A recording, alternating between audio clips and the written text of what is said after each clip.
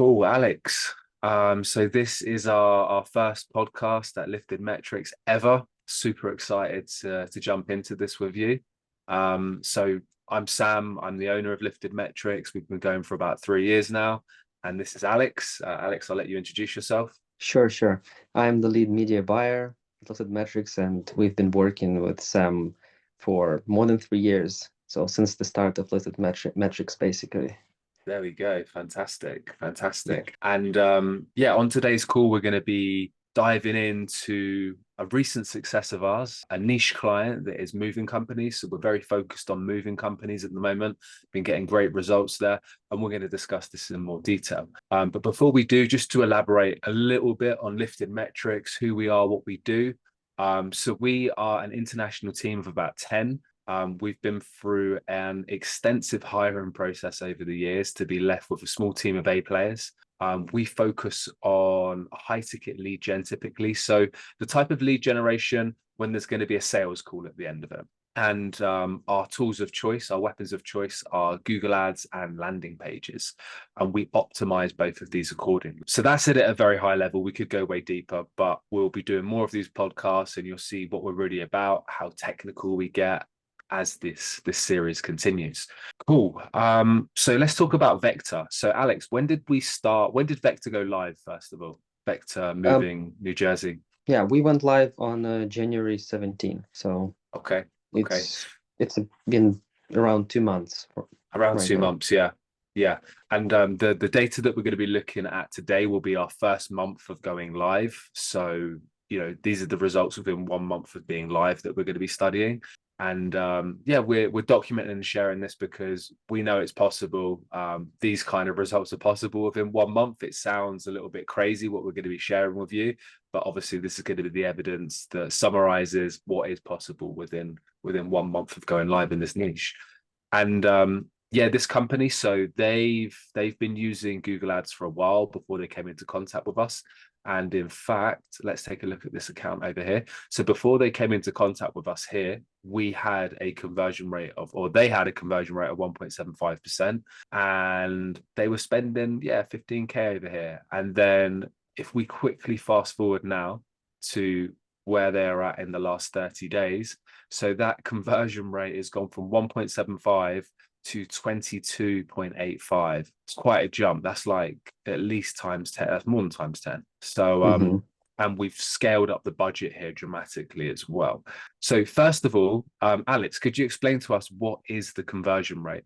Conversion rate basically is the percentage of the visitors of the landing page, how many of those people became lead. So that's the conversion rate if you speak about ads and landing pages. Yeah. So a lead can be somebody who called for more than a particular period of time, or it can be somebody that submits an inquiry through a landing page. And we're going to be talking about our landing pages in a bit more detail later on. And okay, we'll talk more about the results at a later stage. But ultimately, for now, this is Vector, New Jersey, moving company, and as we said, we've been helping them for about 2 months. These guys, they have quite a large fleet. I believe they have around, I can't put my finger on it exactly. I believe it was about 8 trucks that they're playing with. But yeah, they've been going for a while, very, very well organized. And to jump into it now, so I think we can now take a look at some of the assets. So this is their website that we can see here. So this is Vector. And what we basically do when we come into contact with a client is we set up a landing page. So let's take a look at one of these pages here. Okay, so this is essentially one of their current landing pages where they might send a local mover. This is quite SEO orientated, this page, very, very long. Are you I'm sharing sure your it screen ranks. now? Sorry? Yeah, can you see my screen? No. I believe it is sharing, but I will come back to here. Okay, so let's edit Yes. this back in. There we go. Yeah. There we go. Yeah. Okay, so it wasn't sharing all along, so that might be a little bit confusing actually when I was looking at those results. Alex, I think we should probably start again if it wasn't sharing there, just very quickly, way more brief, because I thought I was Sure. sharing a lot of the results before, or we can edit it out. It's fine. Okay, Like cool. whatever. we'll edit this part out then. Let's discuss the results from when they started, basically. So these are the results. This is what they were up to before they started working with us. So Vector moving over here. So 1.75% conversion rate, and they were spending about 15K. Let's And also take a look at the cost per conversion here. Yeah, so the cost per conversion. So let's pull that up. Cost per conversion, $103 is what they were paying. This is back in November. Okay, and something very, very important to note here as well. So typically, if we actually look at that cost per click to see what this is playing with, so $1.81. I mean, Alex, what does $1.81 per cost per click tell you in this industry? Like before they started working with us, what does this indicate to you?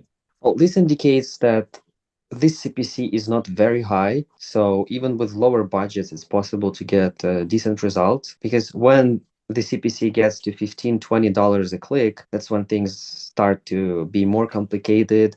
And with the budget of $1,000, $2,000, even $3,000, it's hard to quickly get good results.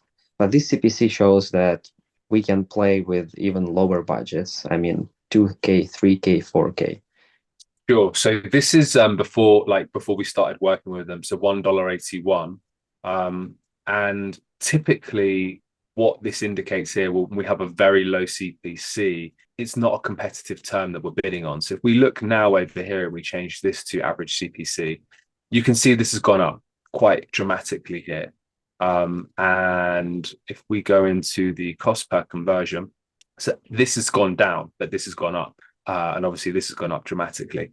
So what I want to pause this on this topic here is that Google Ads is an auction. So your competitors are paying to bid on a particular keyword. Now, if you're managing to get a keyword that's $1.81 for something that sells for, say, an average of like $1,000 a sale, the maths there don't quite add up. So typically what we see is when we have a high ticket offer with a low CPC, not all the time, but most of the time, it's because you're bidding on low value keywords. These are keywords that the competition aren't making money off of. Otherwise, they'd be throwing more money at it. I mean, it's basic maths, it's basic business. So quite often business owners, in the moving company niche, home service niche, they just want cheap CPC. They just want cheap cost per lead. But this isn't what equates to revenue. These are vanity metrics that we're discussing here. And this is something we often have to battle with. But a $16, $17, $20 keyword that we've had to bid on, you can bet that the competition are making money off it if they're prepared to invest that much per click. That's why we're battling for these high quality keywords. And then on top of that, we're not just presuming here that, okay, this is expensive, therefore it must be good. We have our own proprietary tracking system that allows us to tell, okay, is our client actually making money off this? And we know that in this circumstance, with the higher cost per click keywords, this is generating more revenue than a low cost per click keyword over here. Alex, any further points to highlight on that? Yeah, sure. So when we said that there is this low CPC, so it's just like the overall account CPC. What we analyzed when we have that account, we go into search terms and see actually CPC for each search term. And what we noticed for this client in particular was that more relevant, or the most relevant search terms, they actually had this similar CPC. Why it happens? So auction, of course, plays a huge role in that, but also there is a certain threshold Google sets for particular keyword themes. And the more relevant the keyword is, the higher the minimum threshold or the minimum CPC where the auction starts. So sometimes we can see $50, $60, $70 CPC for niches where there is no even competition, let's say in that particular city. But because Google knows that you can make a lot of money of these keywords, they set this they set this minimum CPC. Yeah, that's it. And these $100 CPCs really exist. We've played with them. It's scary stuff, But in these scenarios, this kind of conversion rate here is essential. When this cost per click goes up, you need to be 100% confident that you have a infrastructure that is quantifiably squeezing out clicks to leads at a conversion rate like this. So just to put this into basic maths here, and I think we can actually move on to our landing page environment now that highlights this. So what this means is that 1 in 5 people who hit this page here, so this is the page that we built for them, will go ahead and submit their details. So 1 in 5 people, that's crazy.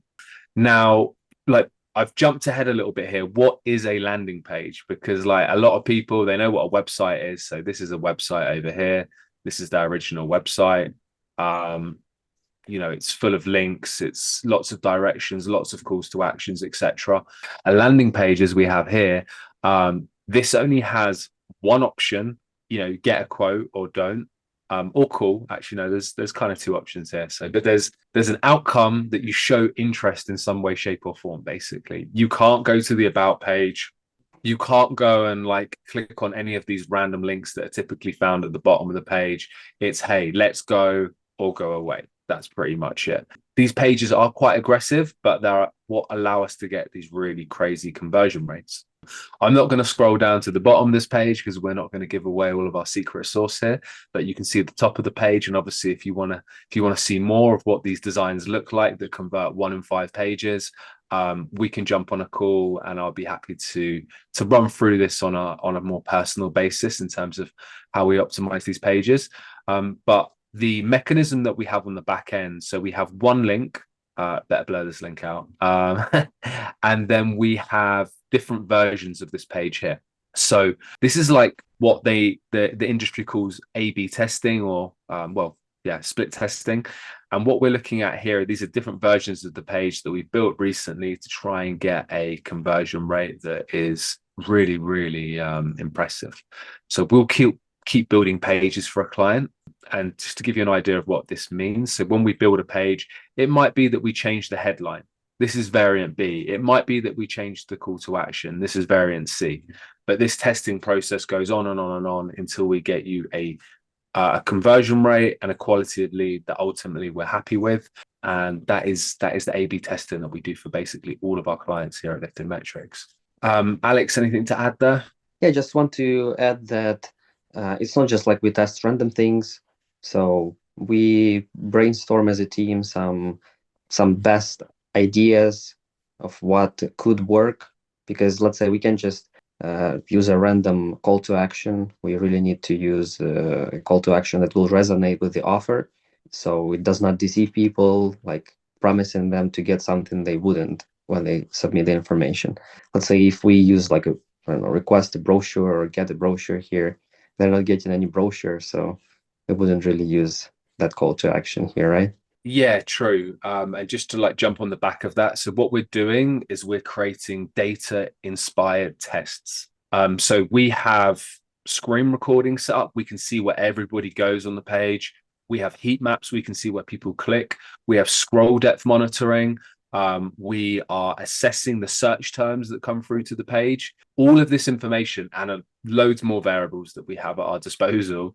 We're using this data to inspire how we design the page, how we structure the account, how we advise the client to run that funnel as well. I mean, there's so much information. If we know, for example, that a particular headline, feature, benefit, call to action resonates, well, if we're to pass that information down the funnel to the sales team, for example, they know that these particular searches coming through resonate with these features and benefits. And obviously you're going to be bringing that up on the sales call straight away. So this is how it bleeds into the whole funnel. Right. With that being said, I would like to now drift over here. So I'll come into a slideshow. So this is the February report. This is the first full month's report for Vector. So this is what's happening after 1 month of going live. And let's jump into it. So what we can see here is our campaigns and their old campaigns. So these are the old campaigns that we touched upon before that weren't converting very well and were going after quite poor quality keywords. And then we have our campaigns over here that we can see fast forward are doing a lot better. So the way that we like to begin business with a client that has already got an existing structure, we don't want to turn it off because they're making money off this. It might not be a lot, but it's bringing them in revenue. So we build a separate structure within that ad account, put our initials next to it, And this means that we can kind of run a two-horse race to see who's winning here. And in this environment, you can see that the client last month was spending double the budget to basically have a more expensive lead, and they do now have a better conversion rate. So Alex, why do they now have a better conversion rate opposed to when they started at the 1.75% of their campaigns? That's a very good question. So after we created our campaigns, they saw how well they started to perform, and they realized that there is a lot they can improve in their campaigns, and they also improved them, and their conversion rate got much higher, as you can see, around 21%. But what I want also to mention is that their cost per conversion actually stayed almost the same. Mm, So it was around $100 and it stayed around $100. Of yeah, so course, 100. yes, Yeah. we can't really say for sure in terms of qualified leads because we are not tracking that for their campaigns. So the client is setting up this tracking for himself, but we for sure know this qualified lead data for our campaigns. And I think 40% of our leads are qualified. That's what we Mm. had in February. Yeah, I think it's gone up to 50% more recently on that graph. Maybe we can look at Yes, that graph later on. And yes. this is the thing, like, as all you business owners know, leads don't mean anything. Like, but qualified lead, okay, now we can start to have a conversation. And then more interesting yet, revenue. So these are the things that we're tracking at Lifted Metrics: qualified lead, revenue. Like, we're not saying, hey, we got you 100 leads. Like, no, that doesn't mean anything. Like, we go into the nitty gritty here. And also, I'll just quickly say, like, why did they manage to like kick this up? They copied us. It wasn't like they just copied us. That's basically it. Like, in a Yeah, I didn't want nutshell. to say that. I didn't want to Yeah. say that. So I'm saying it.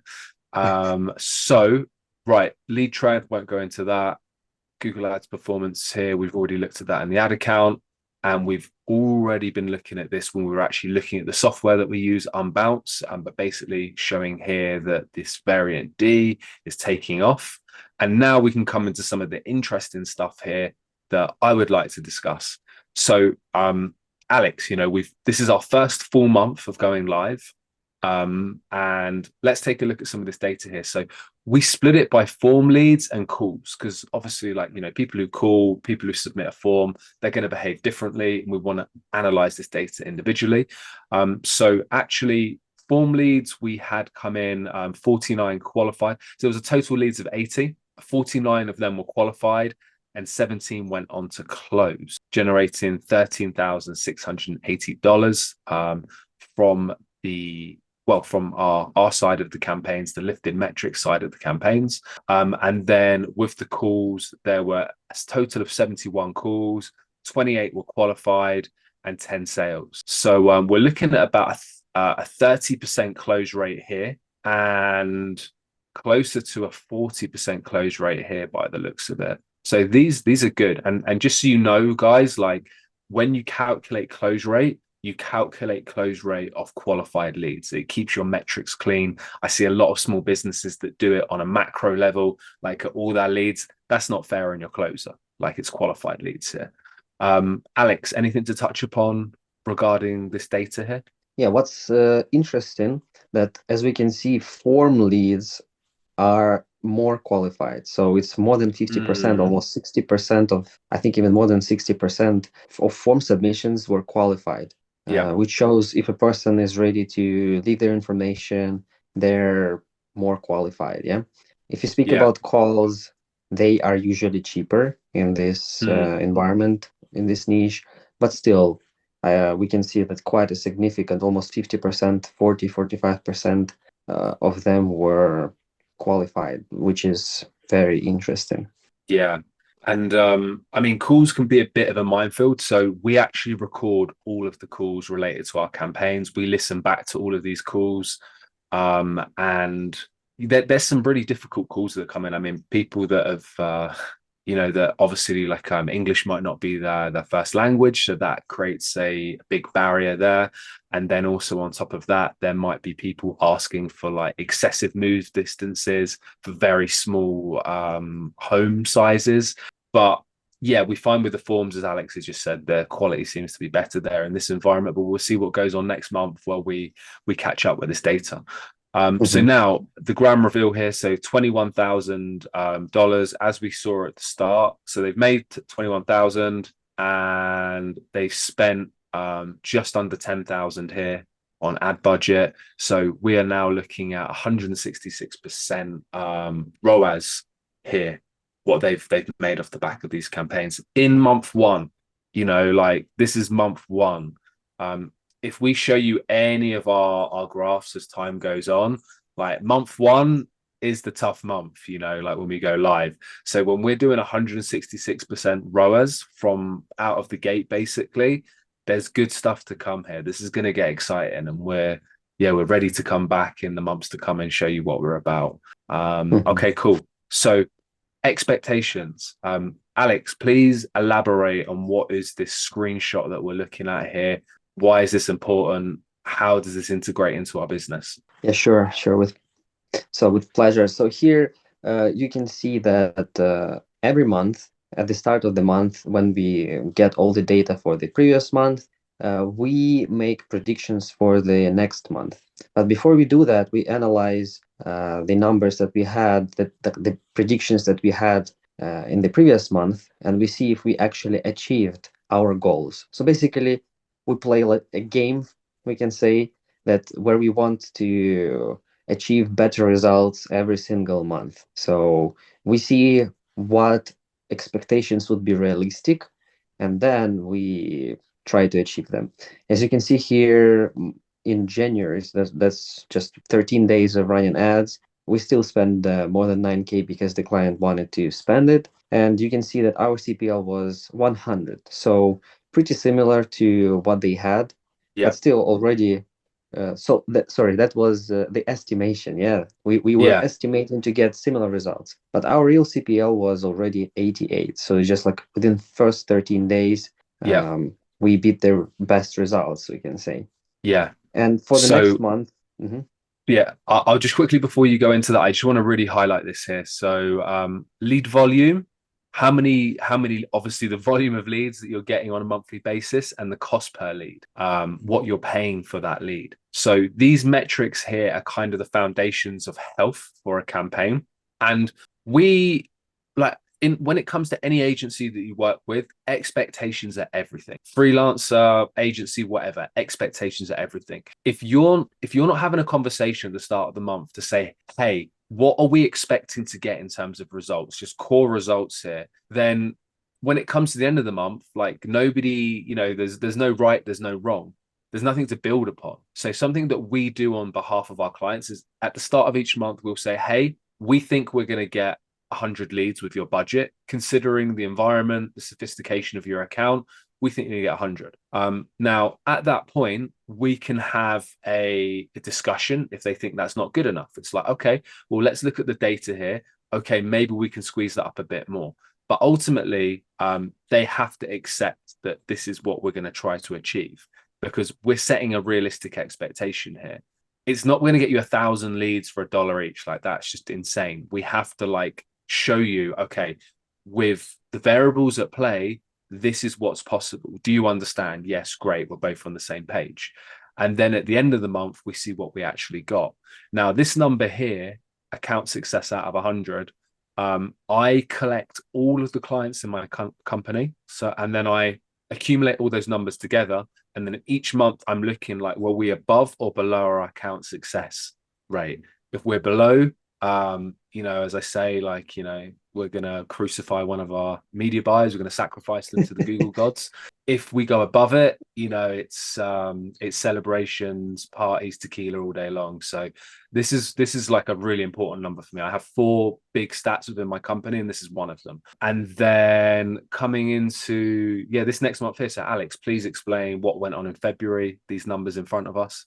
So we got the cost per lead of 88, almost 89 in January. Mm, But to be realistic, it was just our first month, so sometimes there is this like big fluctuations, seasonality, and so on. So mm, we were quite conservative, and we were expecting to get a similar result of 90.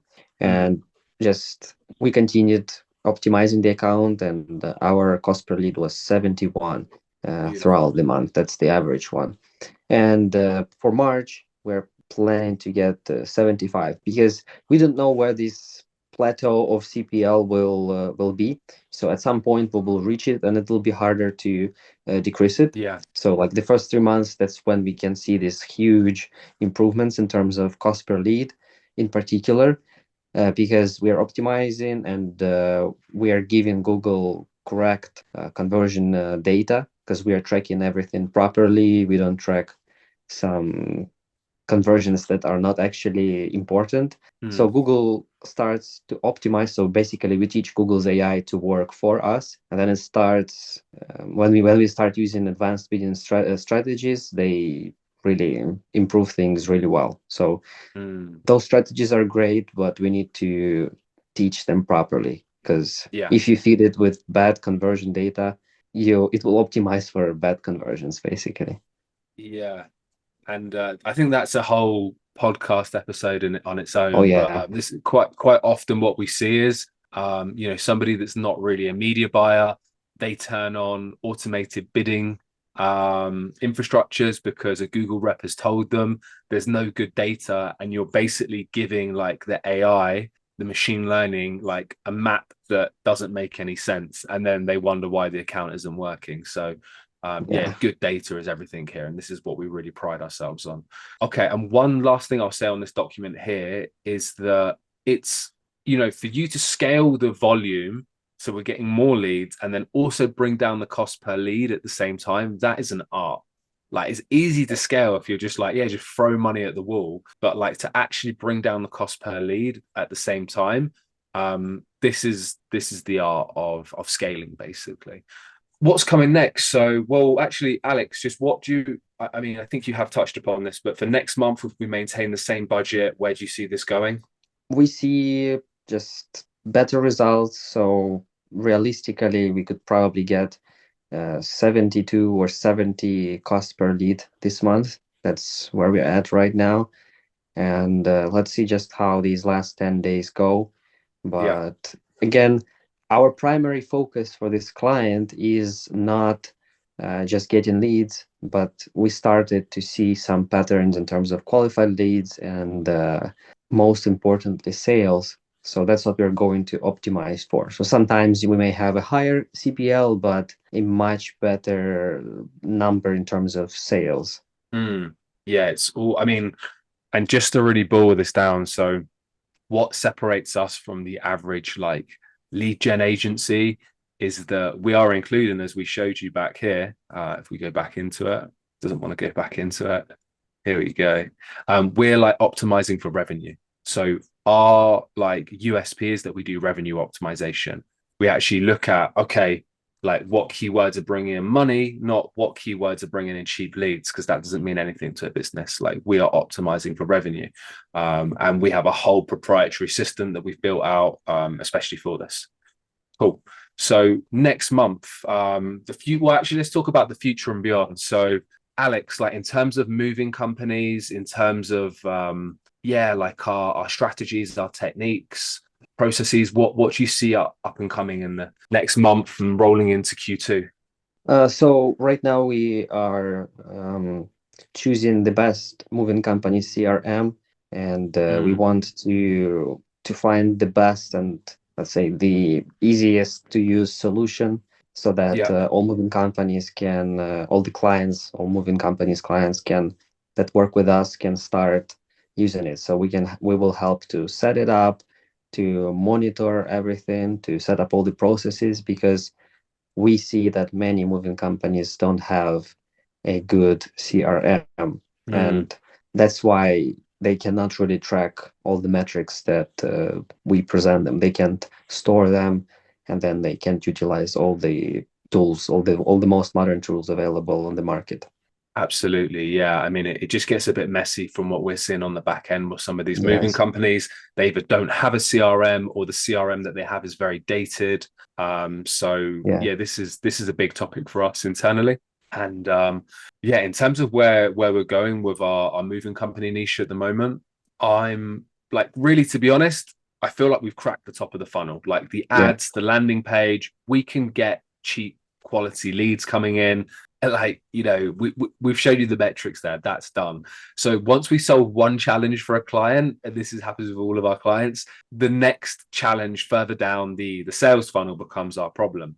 Even though we're not typically contracted for this, if we don't fix the next step of the funnel, all of our work above at the top of the funnel is for nothing. So yeah, drawing our attention deeper into the funnel, helping out with the initial call, the setting call. So when it comes through to the receptionist, making sure that's on point, automations to make sure that a individual gets contacted back quickly if there is a missed call, automated email sequences, and yeah, I think better CRM infrastructure that has better reporting, better tracking capabilities.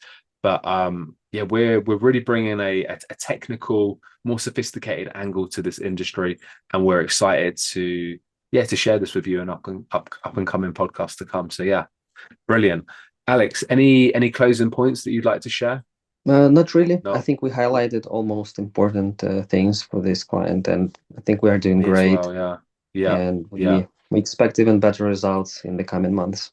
For sure, they're coming. They're coming. All right, thank you everybody so much for persevering with our first ever podcast. There's going to be more to come, and yeah, see you in the not too distant future.